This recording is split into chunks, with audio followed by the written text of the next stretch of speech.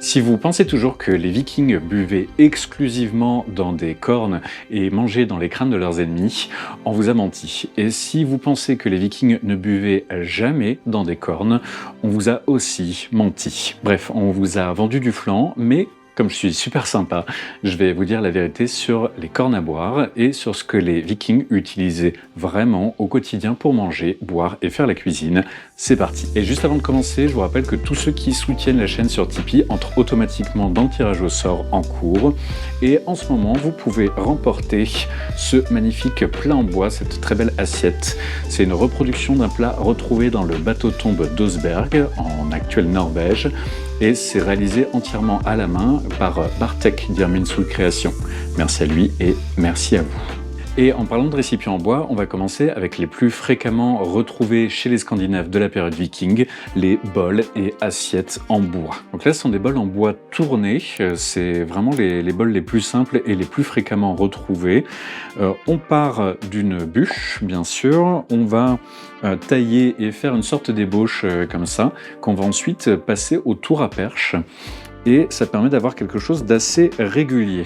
Même si, pour être 100% honnête, celles-là sont des versions, c'est pas industriel, mais c'est fait un peu rapidement, c'est pas forcément basé très fidèlement sur des sources, même si les plats comme ça qui sont super simples, c'est un peu passe-partout, vous pouvez vous en servir pour n'importe quoi. Donc il y a des versions plus ou moins grandes et il y a aussi des formes qui sont plus comme des assiettes comme ça. Et vous pouvez utiliser à peu près n'importe quel bois qui va pas être trop plein de tanins. Il y en a beaucoup qui sont faits en hêtre et en bouleau par exemple. À l'inverse, on a tout ce qui va être taillé, donc ça veut dire qu'on ne va pas utiliser de tour à perche. Ça demande un peu moins d'outillage bien sûr.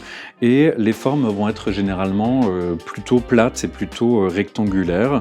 C'est ce qu'on va avoir avec ce genre de petite assiette, et ça, pour tout vous dire, en fait, c'est la gamelle du chien. On a bien sûr la très belle assiette faite par Bartek. Ça fait partie des pièces plutôt haut de gamme. Dans les choses plus fréquentes, plus fréquemment retrouvées, on a ce genre de plats qui sont des plats qui étaient probablement faits pour la cuisine de tous les jours et dans lesquels on pouvait faire le pain. On les appelle les plats bateaux parce que ça fait penser un peu à un fond de bateau. Il y en a d'un peu plus plats comme ça qui ressemblent plus à des planches à charcuterie ou à fromage, donc ils sont très pratiques pour faire la cuisine également. Donc ça, généralement, ça va être taillé à la hache pour la forme générale et ça va être fini au ciseau à bois et au couteau. Certains plats dans cette forme-là sont tellement grands qu'il est supposé qu'ils pouvaient servir de berceau par moment, parce qu'ils peuvent être vraiment énormes. Dans les formes assez sympas, il y a ce qu'on appelle les tupperwareisto, qu'on aime beaucoup, parce qu'en fait, il y a une partie contenant, une partie planche comme ça, couvercle, et ça permet d'avoir quelque chose qui ferme comme ça et qu'on peut suspendre. Donc en camp, c'est hyper pratique. Donc nous, on appelle ça des tupperwareisto pour des raisons évidentes. La vaisselle en bois peut être plus ou moins richement décorée et certaines assiettes ont été retrouvées avec beaucoup de détails et de décorations gravées dessus, comme donc la belle assiette. Généralement, les ustensiles retrouvés dans les tombes riches sont plus finement réalisés, tandis que ceux moins travaillés, plus grossiers, sont clairement faits main par quelqu'un dont ce n'est pas forcément le métier et sont réservés à des tranches de la population moins aisées ou aux préparations collectives, voire au stockage des aliments. Comme les Vikings consommaient principalement des plats qui se mangent à la main ou à la cuillère, ils n'avaient pas de fourchette individuelle, même s'il existe des grandes fourchettes comme celle-ci. Et ça, c'est basé sur des pièces retrouvées à Edeby. C'est en actuelle Allemagne et c'est au Danemark à l'époque. Et la partie en acier était réalisée par Mathieu de la taillanderie des Quatre Vallées.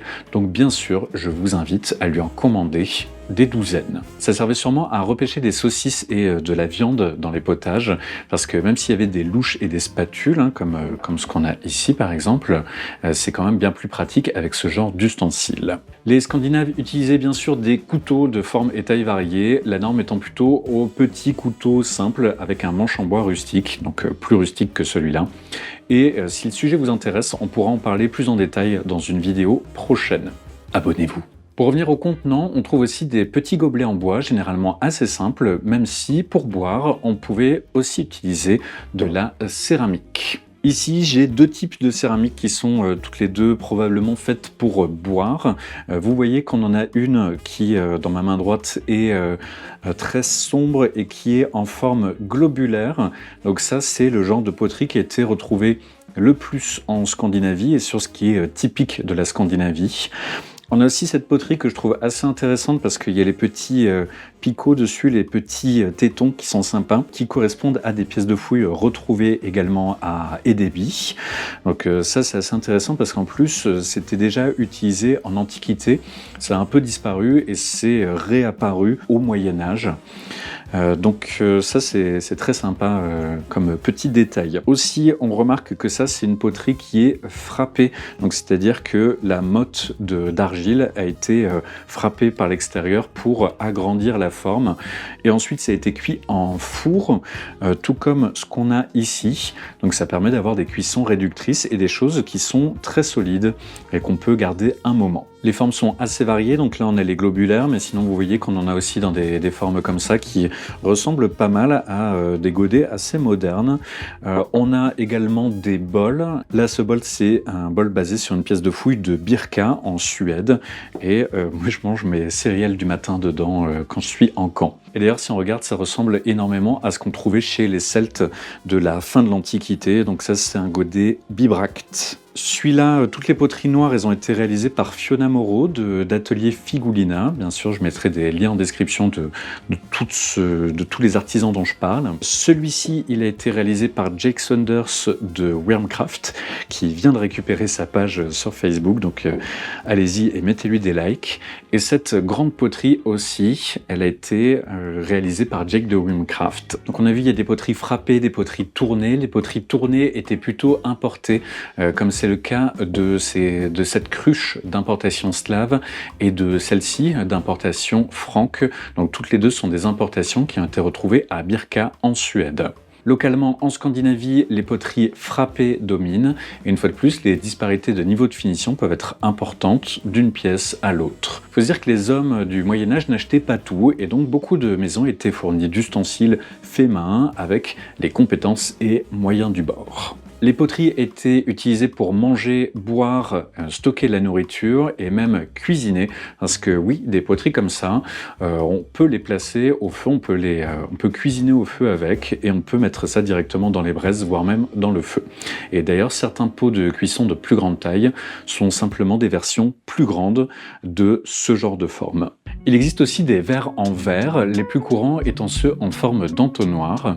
Pour certains, il s'agirait plutôt de lampes à graisse à suspendre dans les maisons, ce qui expliquerait qu'on en retrouve autant, parce que c'est vraiment très très courant. Mais pour l'instant, l'avis majoritaire reste sur des verres pour boire. Le fait qu'ils ne tiennent pas debout obligerait à vider le contenu avant de poser son verre. En produits d'importation, on retrouve aussi des verres colorés et parfois très décorés, comme celui de la tombe de la femme au gobelet vert, la BJ 539 à Birka, en actuelle Suède. C'est une tombe très ostentatoire, avec du beau mobilier archéologique, et généralement ces verres sont trouvés dans le même type de tombe.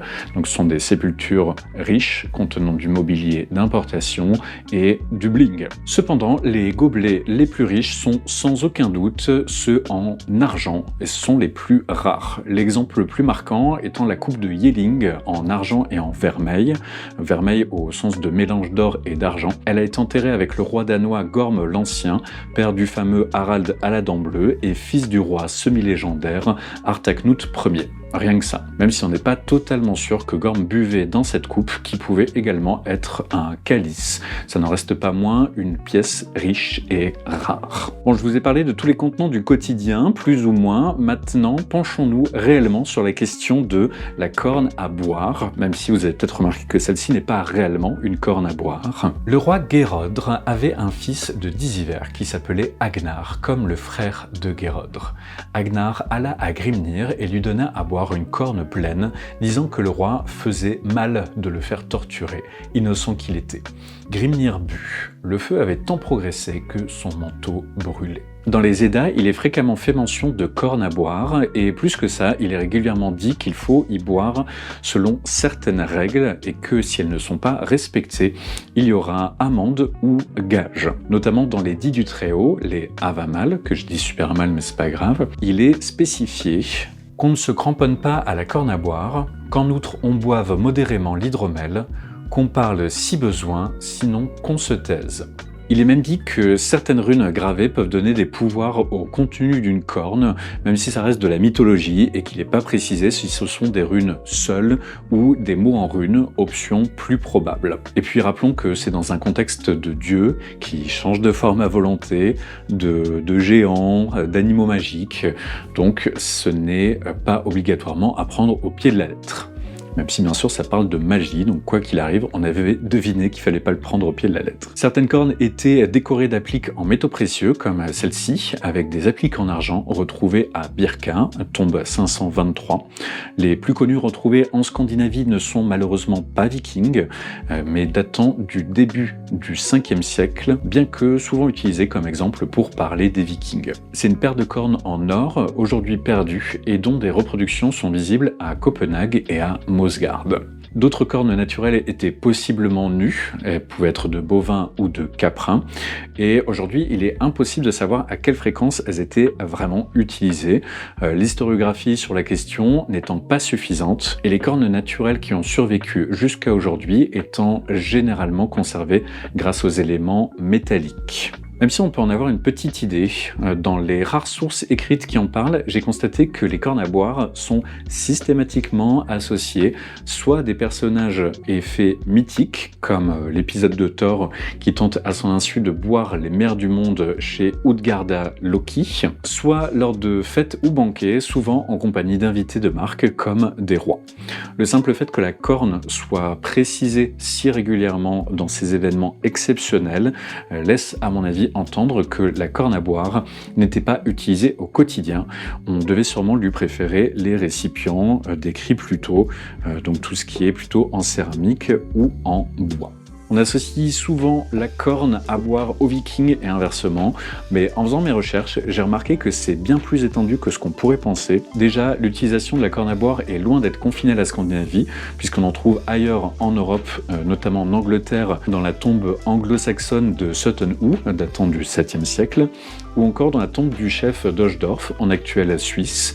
C'est une tombe celte de la culture d'Hallstatt, datant du 6e siècle, avant notre ère. Ce qui prouve que c'est loin d'être une particularité viking, ni même scandinave. À vrai dire, la plus vieille trace de corne à boire pourrait être celle de la Vénus de Lossel, en Dordogne, qui date de moins 29 000 à moins 28 000. Je dis bien pourrait être, parce que dans le contexte, c'est difficile de savoir si c'est vraiment une corne utilisée pour boire. Plus tard, les cornes à boire continuent d'être utilisées et décrites jusqu'au XVIIe et XVIIIe siècle, même si c'est une utilisation marginale. Bref, maintenant vous en savez plus sur la corne à boire et la prochaine fois que quelqu'un vous dira que les vikings buvaient dedans, vous pourrez briller en société grâce à vos connaissances atypiques. Si ce genre de vidéo instructive vous plaît, je vous invite à mettre un petit pouce vers le haut, à dire en commentaire « j'aime les vidéos instructives et les connaissances atypiques ». Ça me motivera à continuer à faire des recherches pour ces contenus. Si vous avez des choses à ajouter, les commentaires sont là également. Merci à ceux qui s'abonnent et pensez au Tipeee pour soutenir la chaîne et tenter de remporter l'assiette faite par Irminsul Création. Merci d'avoir regardé et sur ce, portez-vous bien et à la prochaine. Salut!